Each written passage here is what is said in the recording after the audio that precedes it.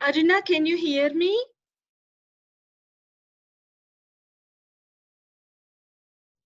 Hello, Bindu, I can hear you. Okay, Aruna, thank you. No problem. Hello, friends. I will start my presentation. If anybody has any questions, you can definitely stop me in the middle and ask. And if I know the answers, I can let you know. If not, anyone else, if they know the answers, they will let us know.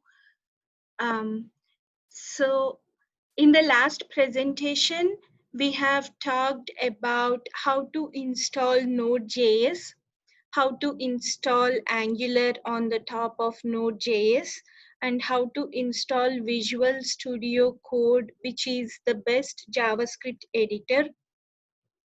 And after installing the software, we have learned about some Angular commands that start with ng. And we also learned about some Node package manager commands which start with npm. And then we have created a new Angular project called To-Do, and we have auto-generated the code. And once the code is auto-generated, we logged into Visual Studio Code, this JavaScript editor, and we looked at all the project structure, what each file means and what each folder means. So that's what we did in the last presentation. And in today's presentation, we will talk about components. We will talk about some features and some syntax of TypeScript. And we will talk about one-way binding and two-way binding, which is the unique feature of Angular. So let me start my presentation.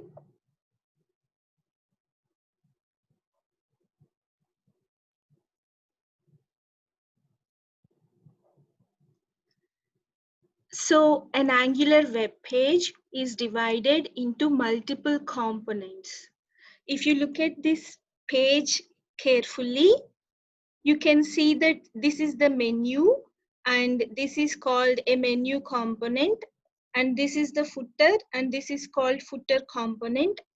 And the portion that is in between the menu and the footer is called list to-dos component.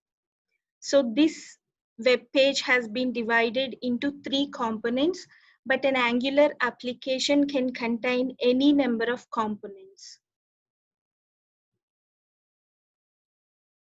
So the default component is the app component. By default, Angular application contains app component. So let's look at what the app component is in our code. So when we auto-generated the code, this app component got auto-generated. And this component consists of 4 different files: app component.html, app component.css, app component.ts, and app component.spec.ts. App component contains 4 files.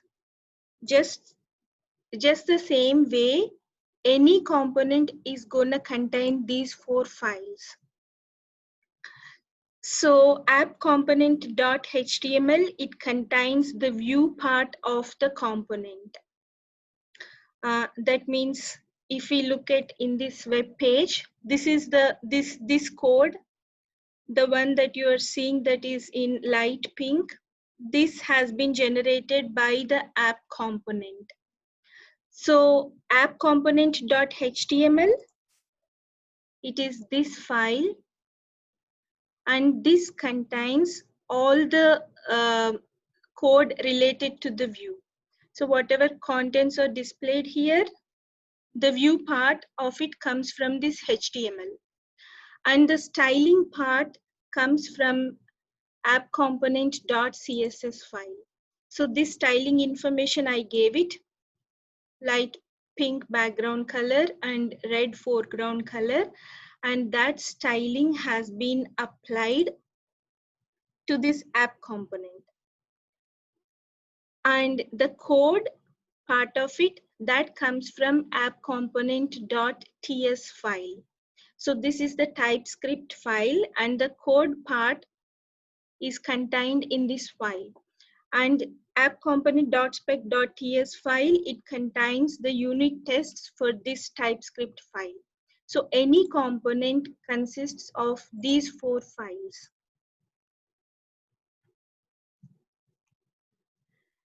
So the same thing is represented pictorially here. Any Angular component consists of a HTML file, which is called template, a CSS file for styling purposes, and the code is contained in a .ts file. And the unit tests are present in .spec.ts file. So now how do we call this component? So if we look at this Angular application, the home page comes from index.html. So when we run this Angular application, the home page gets displayed, and that is nothing but index.html. So if you look at index.html, it has a heading to do application begins, and at the end it has a heading to do application ends. That's what we exactly see here. To do application begins and ends, and in between those two texts, we have something called app root. App root tag begins and app root tag ends. So where does this app root come from? This app root is nothing but app component. So if we look at this, if we look at app.component.ts file, in this file, there is something called selector, and it is auto-generated as app-root. So this selector, whatever it is, if we include that tag in index.html file, then that component gets displayed on this screen. And if we remove it, say for example, if we comment it out, and save, the application gets automatically updated. It happens so because I'm running ngserve in a separate command window. So ngserve is monitoring any changes I'm doing, and once I save them, they get automatically reflected in this web page. So in here, I removed app root, and the app component in the middle has just disappeared. If I include it back and save it, then we get our app component back. So that is about how we can call a component through the selector tag. And now let's talk about the code in app.component.ts. Component class app component is designated as a component by the decorator. So if we look at this app component.ts file, we see that there is a class named app component. So app component that we are talking about is basically a class, and this class is similar to Java class, and it is designated by something called a decorator, and it is actually called annotation in Java. So in Java, whenever we have an @, we call it an annotation, but in JavaScript, in TypeScript, we call it decorator. So this class is designated by a @component decorator, and that means this class is a component, and this decorator is followed by a brackets that includes some properties and their values. And we know what selector is. We just discussed. We use it in a HTML file as a tag to get the component in. And this one, the template URL, this represents the view of this app component, which is nothing but app component.html file. And this style URLs, it represents the styling file for this app component, which is none other than app component.css file. So that is the code in app component.ts file.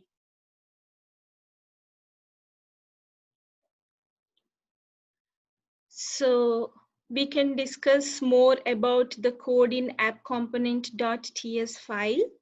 And let's talk about the export keyword, import keyword, and module. So we see that the class is preceded by a keyword called export. And if you see, the exact opposite of export is import. So we need this file app.component.ts. This file, it can have more than one class. Right now we have only one class, but this file can include multiple classes. And all the classes together, all the contents of this file is called a module. So a module can have multiple classes. So one module is one file and one file is one module. So module is like package in Java. So we have this class in this module. Similarly, we can have other modules. So if we want a class, if we want to use a class which is not present in this module but is present in other module, then we need to use import. So this import is just the same as import in Java. So we are importing this component class from this module. So that is what import means. We are getting the class from other module. And export is the exact opposite of it. If we want this class to be made available to other modules, then we need to include the export keyword in front of the class app component. So these two are just opposite to each other. And this export keyword is equivalent to public keyword in Java. So that is about export, import, and module.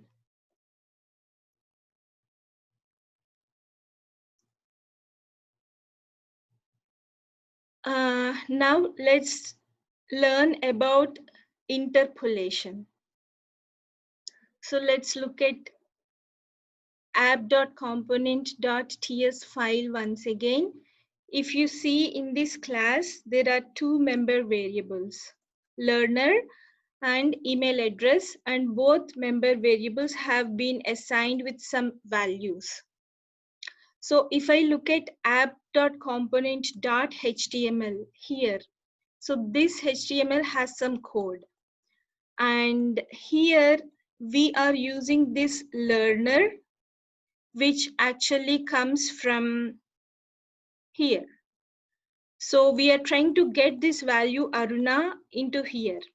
And if we want to do that, then we need to enclose this variable in two curly braces. And this is called interpolation.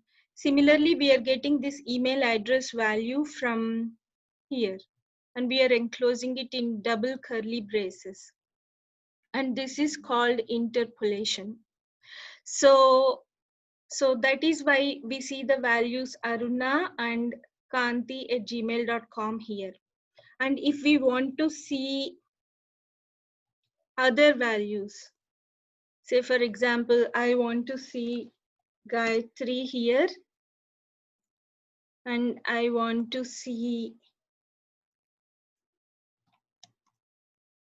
@gmail.com here and save it, then these changed values get reflected here. Gayatri here and Aruna here. So that is called interpolation.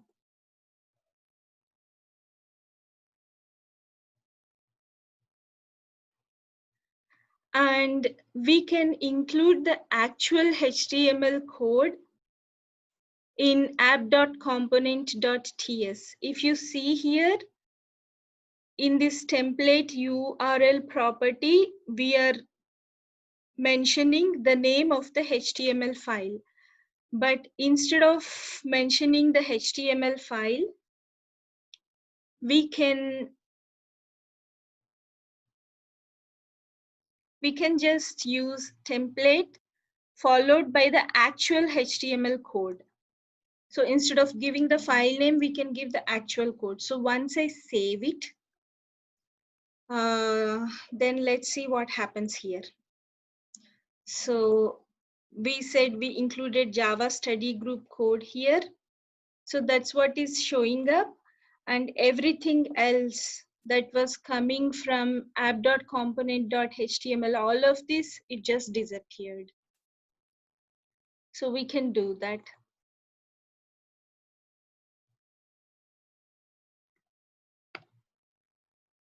So we got that back. And so now, so far we looked at the default component, which is app component, which is being called from index.html file. But now we want to create our own component.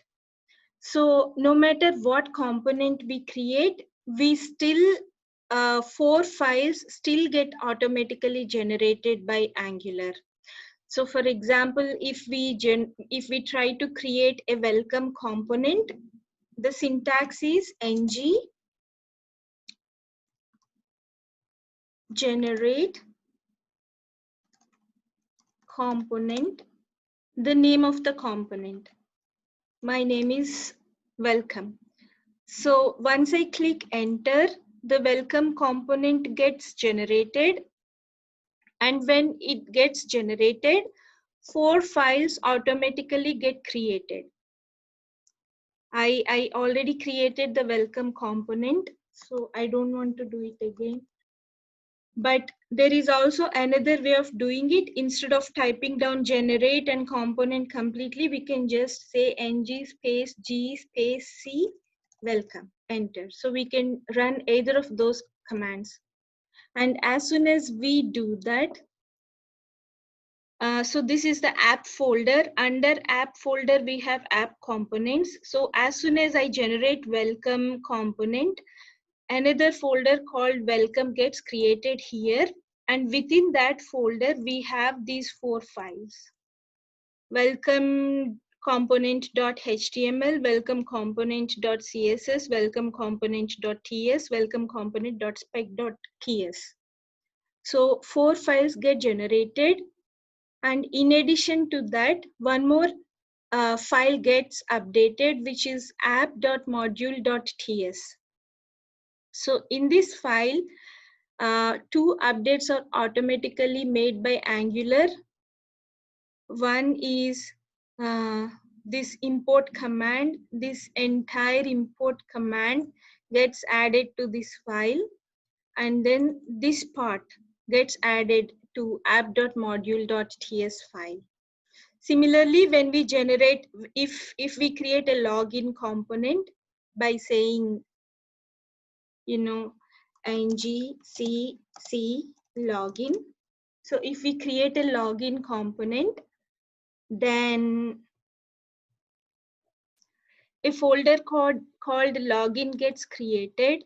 And within that folder, again, 4 files get created: login component.html, login component.css, login component.ts, login component.spec.ts. And in addition to that, the file app.module.ts gets updated. And it gets updated at 2 different places.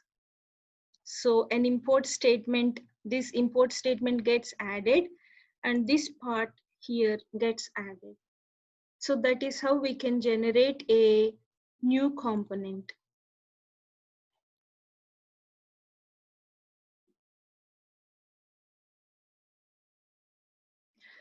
And then if we look at welcome component.ts, the selector gets automatically added. It always is preceded by app hyphen, and then comes the name of the component that we gave. So for login component, it would be app hyphen login.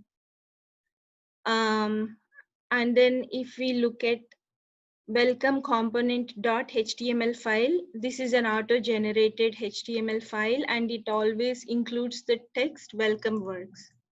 So if I look at login HTML, by default, it will have login works text. So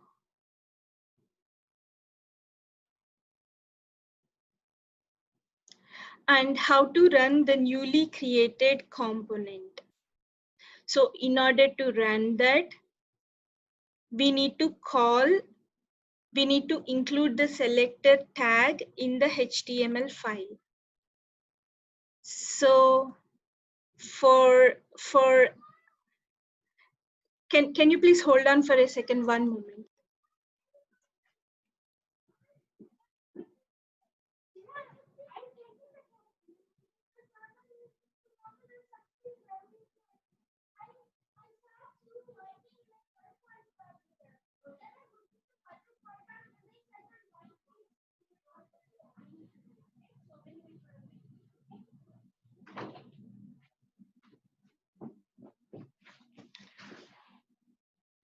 Hi, can you hear me? Yes. Okay, thank you. Yeah.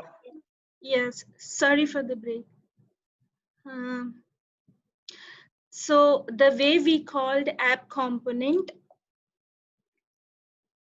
is by including the tag of the app component, the selector of the app component in the index.html file. Similarly, if I want to call the welcome component, I should include this tag in a HTML file. I actually tried to include in index.html file and it did not work. But when I included it in app component HTML file, then it worked. Why it didn't work when I included it in index.html is probably because the welcome component is not in the same directory as index.html file. Index.html and app component are one level up. I thought maybe that is the reason. But if we want to call app welcome component. Hey, Bindu. Yes. So how we will know they are not in the same directory? Is it in the path or where it would be? No, if you look at this path here, this is the app directory, and this is index. This is index.html. It is in the app directory, and in the same directory we have app component. But welcome and login, they are in different. They are in one level down. Can I say something? Yeah. So it's not regarding related to the directory. See, whenever the Angular boots, that row should be your starting point. Okay, unable to hear. It's like too noisy, your voice. Oh, sorry. So, see, the thing is, whenever the Angular boots, the app root will be the base point. Still not good. Still not good. Oops, sorry. Hello? Do you hear me now? No. I think Very Or you can noisy. type Not in clear. the chat window. You can type in the chat window.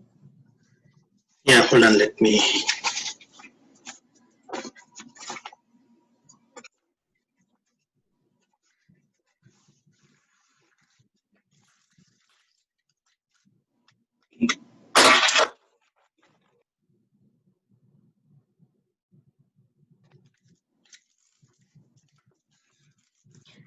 So,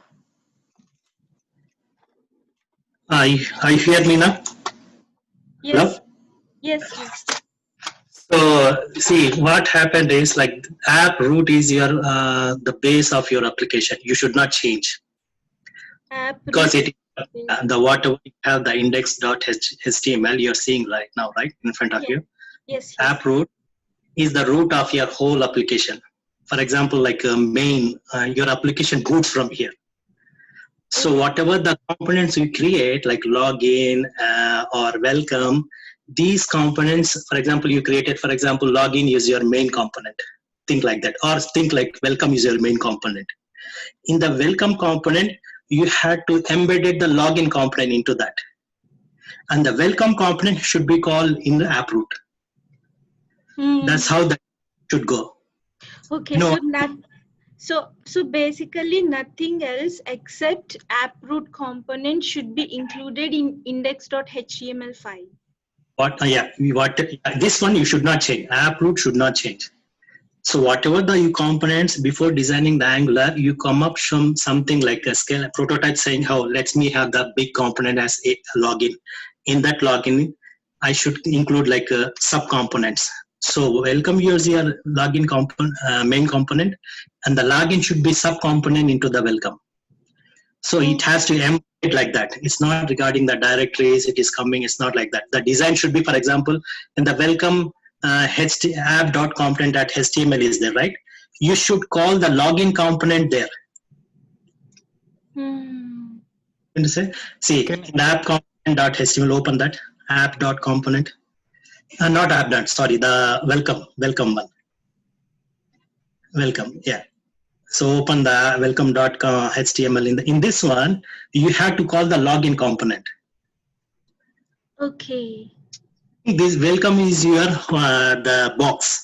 In that box, you have like 10 components. In 10 components, the login might be the one component. Oh. Before designing your Angular, you have to come up like a web designer. What they do is they'll create all the components. Oh, let's have my 10 components in the whole big component. The big components will be the welcome. In the welcome, you had to embed it all like children's, blah, blah, like, all the embedded components. Design like app component. You cannot have only one component, right? Yeah. In the whole, you have the like navigation bar is one component, login menu is one component, sidebar is one component. So all those components come into the welcome page, and the welcome component will be into the app root. Okay. The design should be that. Oh, okay. That helps. Thank you very much for explaining. I have a doubt here. Like whatever the new components we create, should they be in the welcome directory or they should be in the app directory? Let me explain. See, for example, let me design my welcome page. So that is my main component. In the welcome page is main component. In that, I have like 10 sub-components. I have to embed that 10 sub-components into the welcome. So in the login is one component. So she has to call login component into the welcome.html. So like that, you have to design. Okay. Yep. Thank you very much for explaining. Yeah, but there is nothing like related to directories, everything. But what I mean to say is, so once you have like lot of components, then you'll get the idea of what I told you. It's so because before designing, we have to come. What is our app root? You should not change because that is the booting, the Angular booting tag. Oh, okay. Yeah. So even if even how Angular boots everything is main.ts is there. If you go to main.ts, below that it is there, right? Index.html, there is a main.ts. Click that. So this is the booting. If you see the app module, bootstrap module, app module. Yes. This component going to bootstrap first. Oh. So you should not touch anything about this main.ts, index.html. These are the booting of the Angular application. Okay. Okay. Thank you. May I know who is talking? This is Karnul. Okay. I mean, my last name is Karnool. No? Okay, thank you. Yeah. Thank you. So I'll continue with my presentation. Sure. I'm just want to share. That's not, I'm whatever I know. I just shared it. That's Oh, that Just helps a lot. That's very useful for all of us. yeah. one Yeah, last because question, Karnool. uh-huh. Yeah, so irrespective of whatever be the order, how I need to call, I can just have them in the main directory. And Yeah, how do yeah. I group them that, if all the related components, I want to maintain them in a place or something, can I group them together or something like that? Yeah, see, I'm also new, but how the design is like when you become like all we are mature of this Angular, then we come up how the design works, how the web design should be. Then we come up the components, how the even you cannot you can call the component by attribute also, not by select the see there is a app root is there, right? So there is app welcome.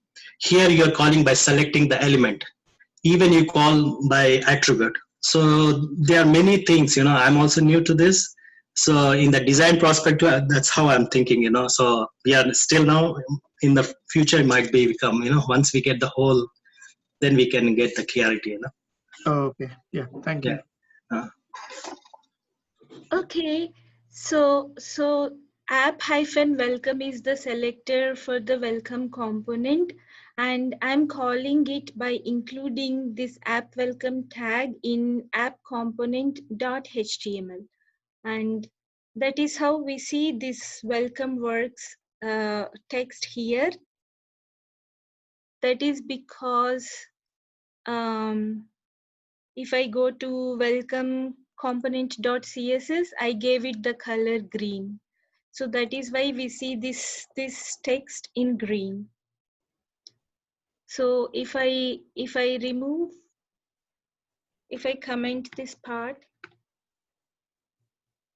then the welcome works disappears.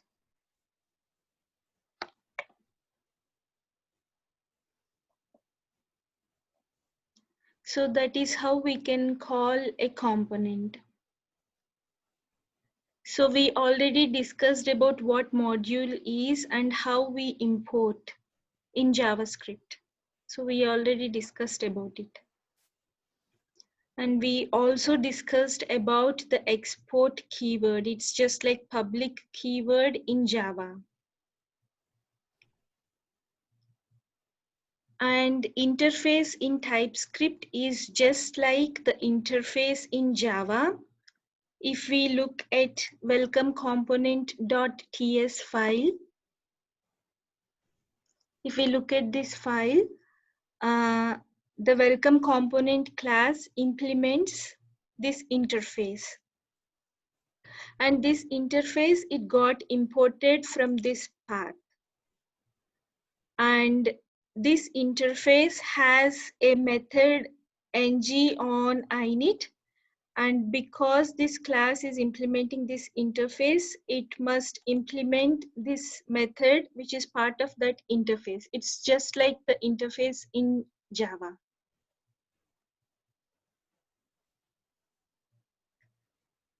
And now, how does the constructor in TypeScript looks like? And how does a method in TypeScript looks like? So if we look at the welcome component code, so this is the constructor. And the concept of constructor is the same as that in Java. It's just the syntax that is different. So in Java, we would normally say welcome component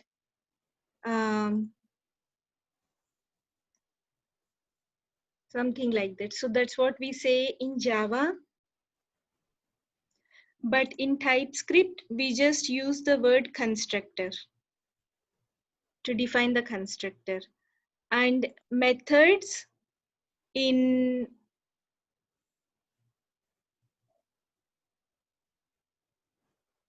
TypeScript, we write the method in Java like this. Void is the return type, and this is the name of the method.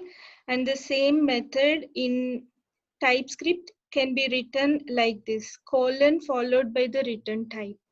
And if it is JavaScript, in JavaScript, we don't have return types, so we wouldn't include this type in JavaScript.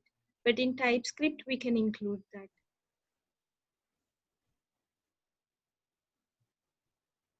Declaring and using member variables in TypeScript class. So in the TypeScript class welcome component, if it were Java, this is how we declare a member variable and this is how we assign a value to it. In TypeScript, we just say the name of the variable colon followed by the type, and we are assigning this value to the message variable. And in TypeScript or JavaScript, string can be double quotes or just single quotes. And because we assigned, we declared the type of the message, we won't be able to assign a number or a digit value to the message variable. And that's how TypeScript is strongly typed. And then if we look at here, this is how we call the member variable in a TypeScript class. We don't just say message, even though we are trying to use it from within the class. So in Java, normally if we are trying to use an instance variable within the same class, then we just refer to it simply as message. We don't say this dot message. But in TypeScript, we have to refer to it as this dot whenever we are referring to it, even though it is within the methods of the same class. So now let us create a login component. So I have a question to the group. I've been asked this question in interview, which I don't know the answer. Since the context is there, I'm saying, which one is called first? Is it ng on it called first or the constructor called first? I think I remember I got this question in interview. I mean, I don't know the answer. I'm just, since the context is there, I'm just asking the question. I do not know I'm not aware of the exact answer, but I imagine that it would be constructor, because first of all, the object must be created in order for us to be able to call the methods on it. So this one seems to be the method. So if it has to be called, an object should already be created. And when object is created, at that time, the constructor gets executed. I agree. Yeah, that's right. Oh, so I passed one interview question. I'm very happy. Thank you.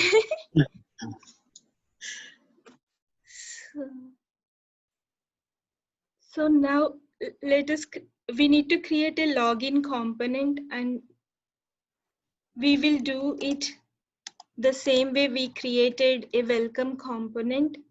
And as soon as we click enter, the login component gets created.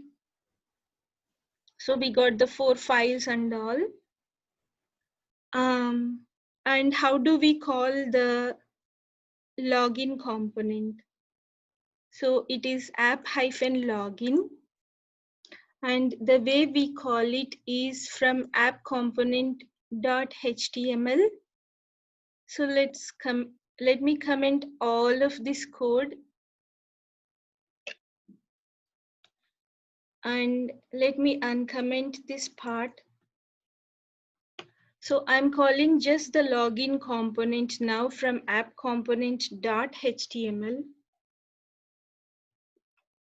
And this is the index file. It has to do application begins and ends as sort of header and footers. So I'll just keep it like that. So this username and password, they are coming from login component.html. So I wrote this code in here. So we have a username, password, and a login button.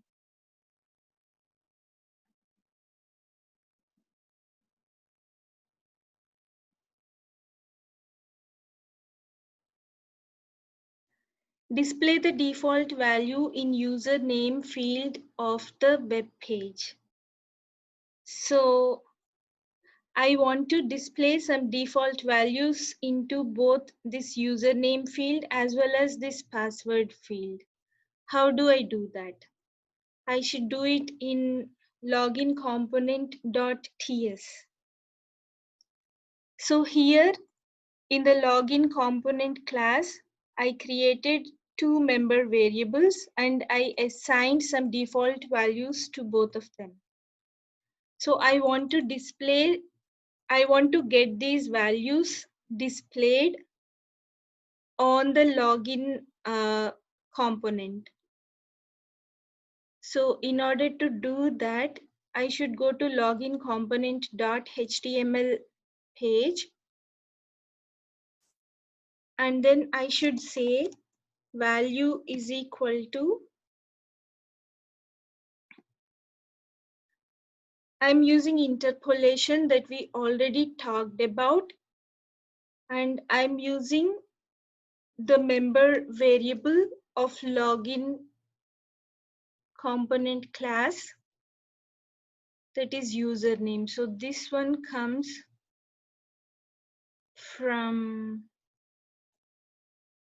here.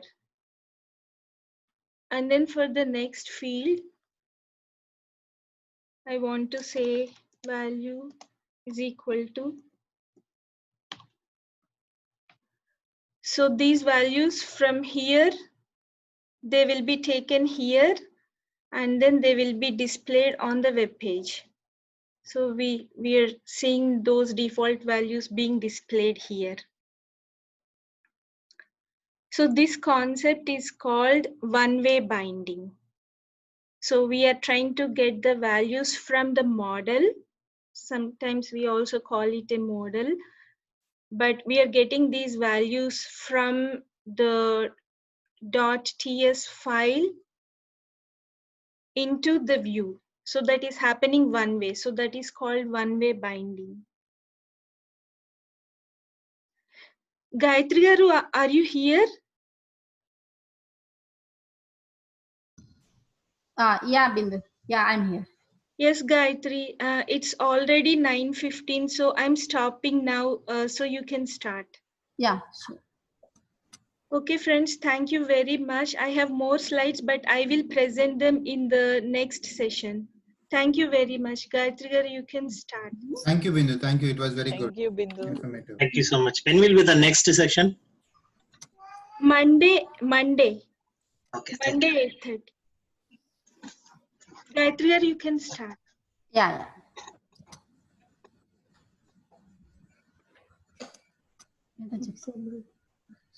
Share screen chestama. Share. Okay.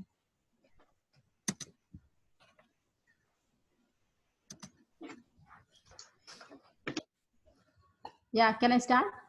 Sure, Gayatri garu. Yeah. Good evening, everybody. I'm just practicing this. Don't think, just it is my first session and I'm trying to do my best. And actually I'm appearing for the exam, and I took this from Vigilab's videos, and also I bought a book from AWS Training Notes 2020, and I took the information from these two sources. So first, let's begin with what is cloud computing. Usually cloud computing, we have like email services like Gmail, and we have video uploads, YouTube and all, everybody know that, like social platform, Facebook. These are all internet-based services. Likewise, cloud computing has the ability to harness the power of computing the internet. So harness means to use more efficiently, RAM, CPU, and all these kind of things, hardware to use more efficiently, this cloud computing works. So it is, if you use cloud provider like AWS, then you have access to plethora of services which require little cost or no cost, and it is easily available across the internet. it has the flexibility depending on the services that you use. And now we just come to the security part, what I said before, like security, major thing is AWS Web Application Firewalls. Let's say you have an application infrastructure that consists of EC2 instances you have placed behind a load balancer. You have users who are accessing your applications via these load balancers. You have to expect attacks from the internet, right? So malicious users trying to bombard your infrastructure by various types of attacks. Example, cross-site scripting, SQL code injection. So your entire time will be spending to protect against these acts. So instead of this, what you can do is introduce web application firewall in front of the application load balancer like this. So these are instances, EC2 instances and load balancer. If you put like users directly can't go to the load balancer, they can hit this web application firewall. This acts as a protection. Basically, security means protection. So the user hit this first. Either we can deny some sort of things, like I'll show you core features of firewall, web application firewall. So these are the core features. You can use web application firewall along with application load balancer. This is integrated with CloudFront distributions or API gateway. Sorry for this. You can create web access control lists to filter the traffic that flow into your infrastructure. And you can create rules to stop the traffic coming from specific IP addresses. So next,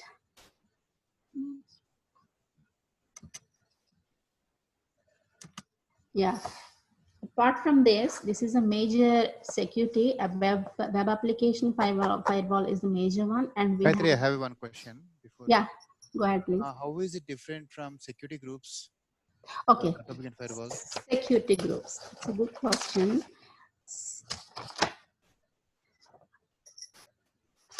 Just give me 1 minute and just have it. Okay.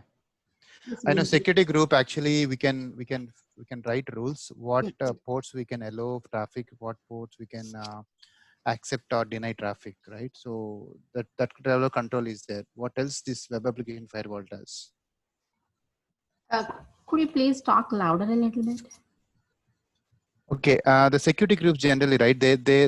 We use security groups for any on any instance or load balancer to block or allow traffic, right? Based on the port, SSH port like 22 and HTTP port 80 or HTTPS 443. We can allow traffic from anybody outside of our network or only specific IPs. That we can do. That control we can do.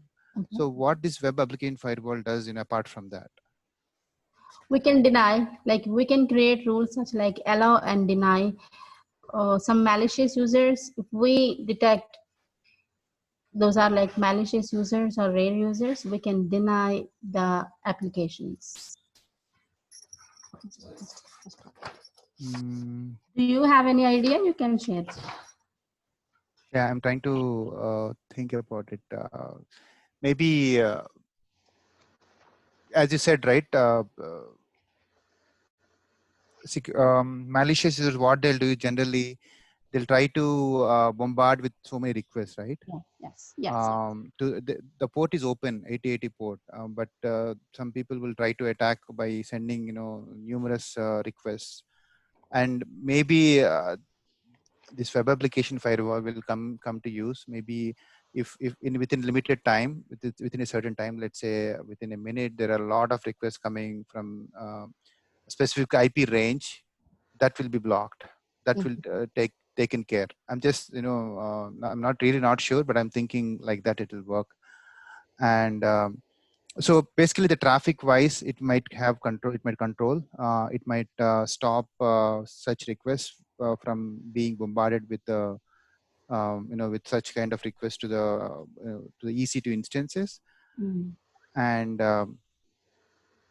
And SQL injections. I'm not sure how it is really taken care by web application firewall. Maybe we can, dig more into that and find out answers. Even I'm not Yeah, sure yeah, yeah. about.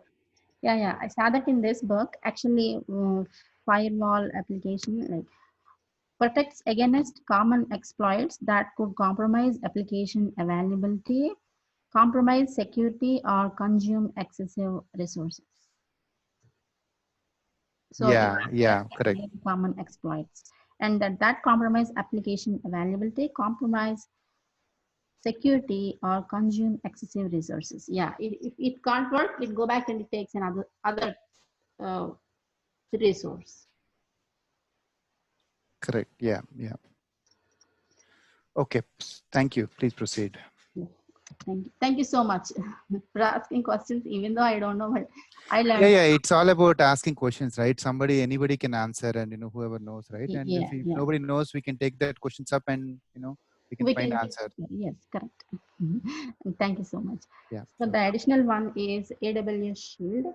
This protects as a AWS Shield is a managed distributed denial of service protection service. Safeguards web application running on AWS with always on detection and automatic inline mitigations. And this helps to minimize application downtime and latency. These are like, it usually comes like standard and advanced, two types. That like AWS Shield Advanced, we have to pay more, but this AWS Shield is free and it comes along with web application firewall. And also we have another security system. Yeah, we have the AWS Inspector and then Trusted Advisor. So AWS Inspector is an automated security assessment service that helps improve the security and compliance of applications deployed on AWS. And Inspector automatically access applications for vulnerabilities or deviation from best practices. Uses an agent installed on EC2 instances, and instances must be tagged with that. So this AWS Inspector must be tagged with EC2 instances too. And we have Trusted Advisor. Trusted Advisor is an online resource that helps to reduce cost, increase performance, and improve security by optimizing your AWS environment. And Advisor will advise you on cost optimization, performance, security, and false tolerance. Like basically, I have a question about this false tolerance. Anybody have any idea about the false tolerance? Fault tolerance, right? Yeah, fault tolerance. Fault tolerance is nothing but basically, let's say we have 10 EC2 instances running, right? Let me write. Yeah, 10 EC2 or maybe two instances are running, right? Both you have installed your application, right? And if requests are coming, and either requests might be round robin way are being passed to one instance or this instance, first one or second one, right? That's how the load will be balanced. Okay. So sometimes, right, due to some issue, maybe the one EC2 instance is down. Okay. Yeah. So what happens is still you can serve the traffic based on the other one, the second instance. Right. So that's how, like, if any fault is happening, you're tolerating it and you're making sure that your service is available always. Okay. That does mean it is a data redundancy? No, not data redundancy. There is no data here, right? Maybe data redundancy, we can call it as with databases. So this right? is Storage, but this is the processing. Okay. Right, even you can call fault tolerance can also be there by creating data redundancy, right? If, let's say that same application is writing to a database, right? So if only one instance of database is there, and if it fails due to hardware failure or any network issues, right, unable to communicate. Okay. So if it fails, then that's all. We lost every data, right? We cannot take any transactions, any requests. So what happens is we have a replica, which you call as redundancy or whatever, right? We call it replica. And one will be serve as like a backup, which will be continuously replicated from first instance of database to second instance. And if any failure happens, so the other will become the primary database store. So that's how, so this all this, right? When you say that, if you can take any failure, right, at any point of time, still you are able to serve the request. Okay. That you can say that you are fault tolerant. Your application is fault tolerant. Okay. Basically, how it works is you create multiple instances of the same application, or it can be a database or application or anything. If you can take any failure, you can sustain a failure. Okay. Yeah, by providing multiple instances of any resource. Okay, sustained failure. That's okay. Thanks. Okay. So these trusted advisors scan your AWS infrastructure and compare is to AWS best practice in 5 categories. One is like cost optimization and performance, security, fault tolerance, and service limits. Trusted advisor comes in 2 versions: core checks and recommendations. Recommendations are like free. Access to the 7 core checks to help increase security and performance. Checks include S3 bucket permissions, security groups, IAMUs, multi-factor authentication on root accounts, EBS public snapshots, RDS public snapshots. That's it. A trusted advisor do these things. And the benefits of this trusted advisor is full set of checks to help optimize your entire AWS infrastructure, advises on security, performance, cost, fault tolerance, and service limits. Additional benefits include weekly update notifications.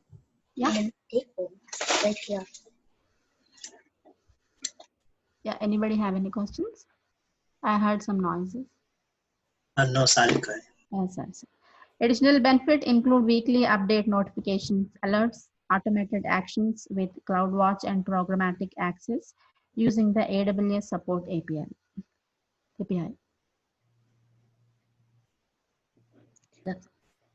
Somebody asked a question. They're asking if there is a difference between resilience and fault tolerance.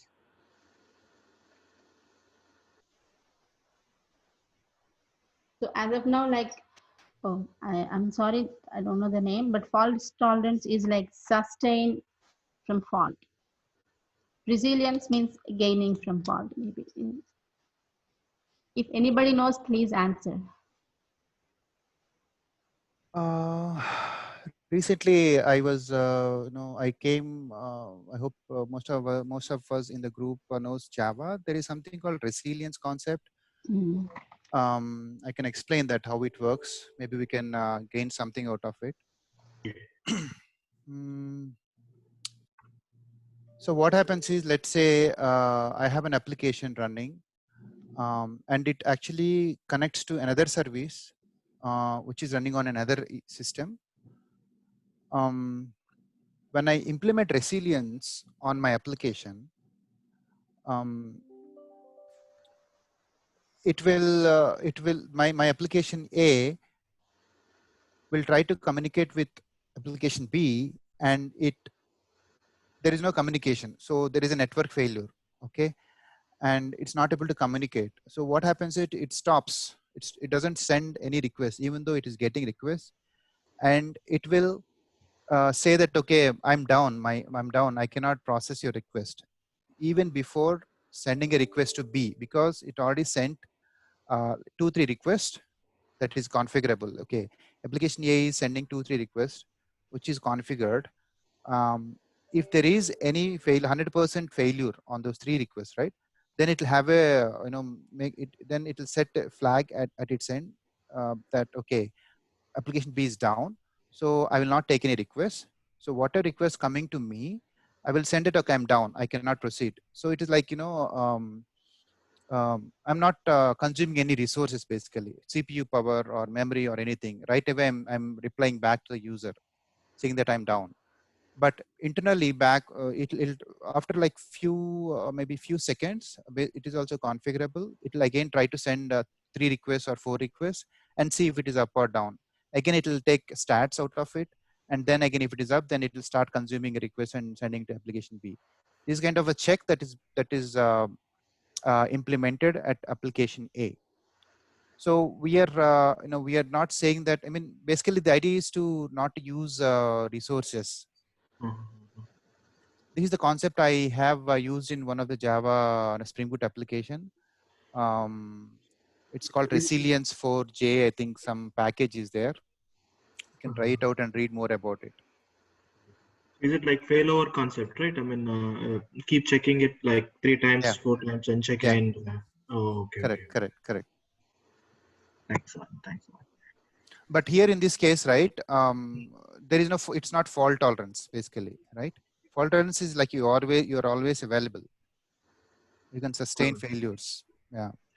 Yeah, I think this AWS terminology is pretty confusing when they use a term called it's highly availability, resilience, and at the same time they say it's a fault tolerant, and some of the concepts are the same. I mean, Yeah. They're like very, it's very thin so difference. All this. So availability versus fault tolerant, again, it's like so I think it's Interdependent, right? Yeah, they're dependent on each other. Yeah. Okay, thank you, Satish. Thanks a lot. It is good, Gayatri. Thank you so much. Thank But you. I think I want you to go in more detail next time. Like Yeah, say web application firewall, take just one. Go in depth. Yeah, sure. I'm just preparing for the exam. Yeah. So This I is say very what good. I know. Whatever you gave, this is really good, and it is like a high level. I know. At least whatever AWS is providing at high level, is really good. Yeah. Yeah, and can I know your name, please?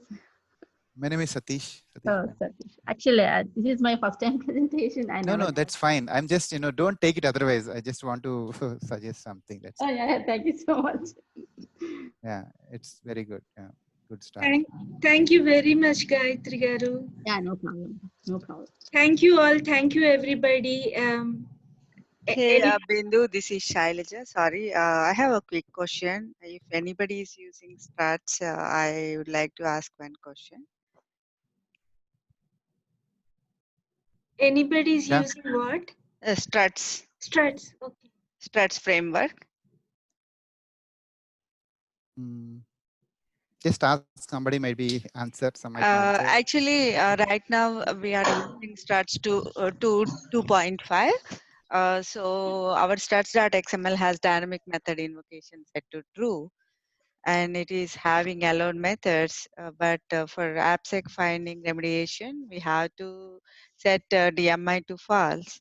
If I set DMI to false, allowed methods is not working, then I have to go back to the original old routine, like having different actions and mentioning methods. I want to avoid all those code changes. I'm just wondering, I read online saying that Struts 2.5 by default SMI is enabled and SMI works with allowed methods. So I'm just confused, why do we have dynamic method invocation set to true, then only allowed methods are working? If I set it to false, allowed methods are not working. So if anybody has any idea, I would like to just listen in.